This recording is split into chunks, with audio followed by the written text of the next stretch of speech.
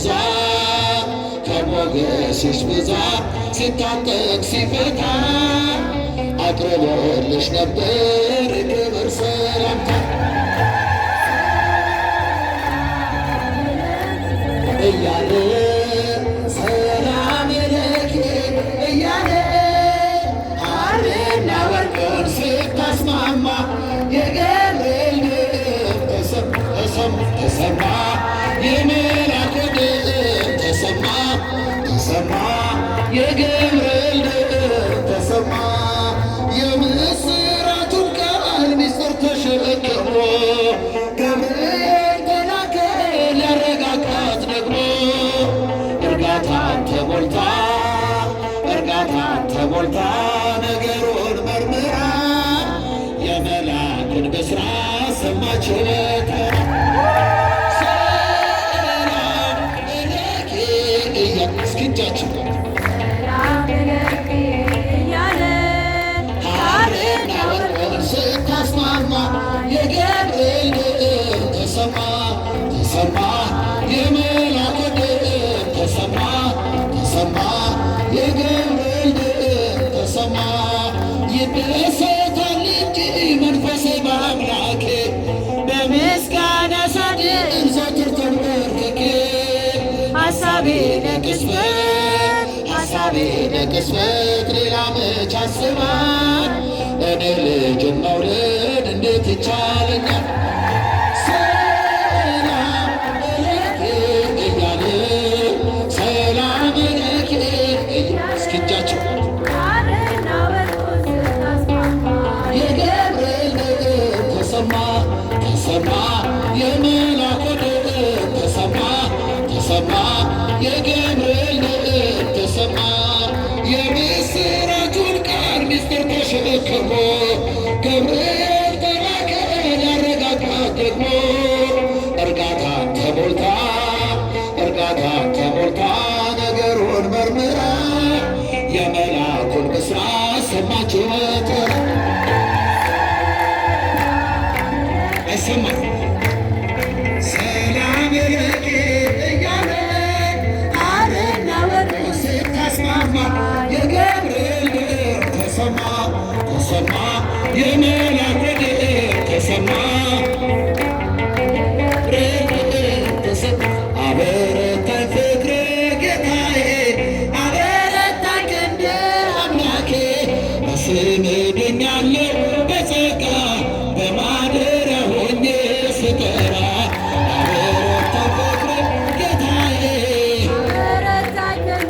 አምላኬ በስምህ ድኛለሁ በጸጋ በማደሪያ ሆኜ ስጠራ ሰዶም ስትቃጠል መርገማ ሲበዛ ሊተወኝ አይሻም ልጁን እንደዋዛ ሕጉን በማሰቤ አምላክ ፈረደልኝ ጎትቶ የሚያወጣ መልአክ ሰደደልኝ አበረታኝ ፍቅር ጌታዬ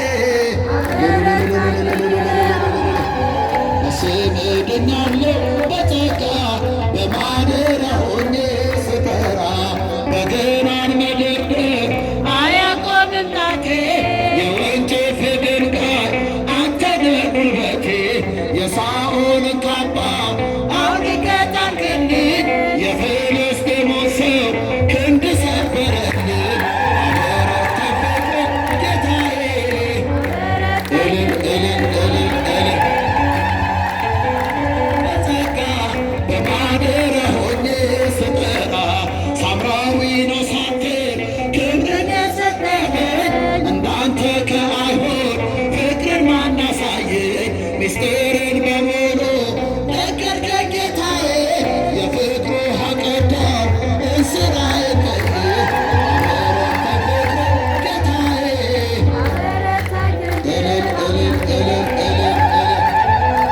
በጸጋ በማደሪያ ሆኜ ስጠራ በገናን መደርደር አያቆምም ጣቴ የወንጭፍ ድንጋይ አንተ ነህ ጉልበቴ የሳኦልን ካባ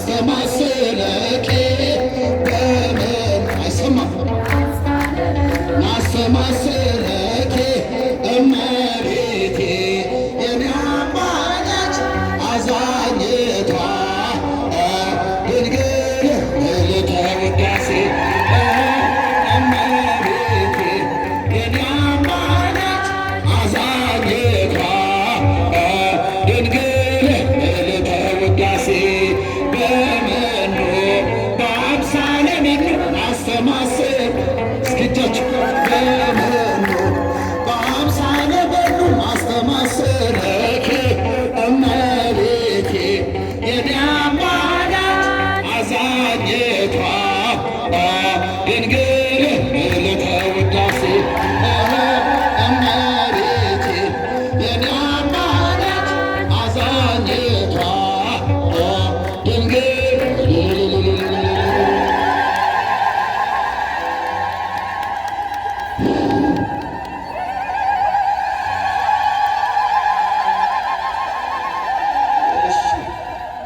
እሺ ለዘማሪ ቴዎድሮስ ደርቤ ዳግማዊ ደርቤ ዝማሬ መላእክትን ያሰማልን፣ በዕድሜ በጤና በጸጋ በክብር ይጠብቅልን።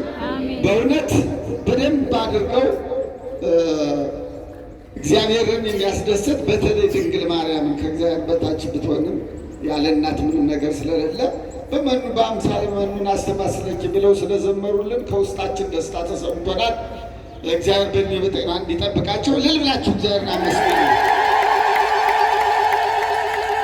ቅድም እንደነገሯችሁ እኒህ ወንድማችን የእግዚአብሔር ማደሪያ የሆኑ ትልቅ የእግዚአብሔር ፍቅር ያለባቸው ከ86 በፊት ዓመት ጀምሮ በብዙ ቦታ እኔ ከዚያ ሳለሁ የማውቃቸው በአገልግሎት ጸንተው የኖሩ ጽኑ እንደ አምድ ምሰሶ የኖሩ ነውና እድሜ ከጤና ሰጥቶ የአገልግሎት ዘመናቸውን እንዲያስረዝም አሁንም እግዚአብሔርን እልል ብላችሁ አመስግኑ።